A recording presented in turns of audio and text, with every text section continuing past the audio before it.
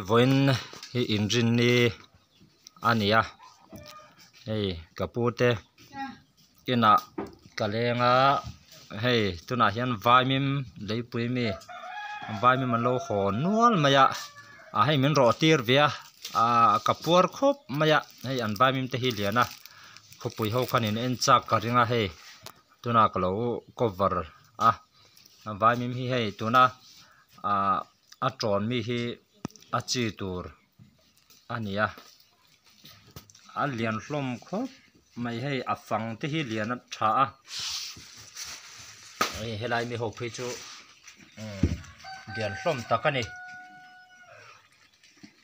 hei heta po hi na lo zela hei helai mi hi chuan no dawa tiang hi a ro tui lai taka tui lai takani tui bang lai takani a van mim hin nga khop mai mi rapa khian an rep nual boka ta nuaya nen chunga nen chuan hei paikong khat hianin lo phura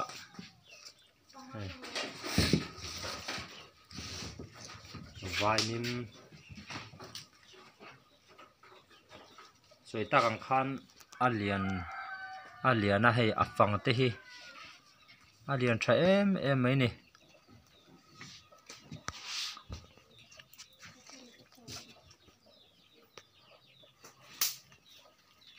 hei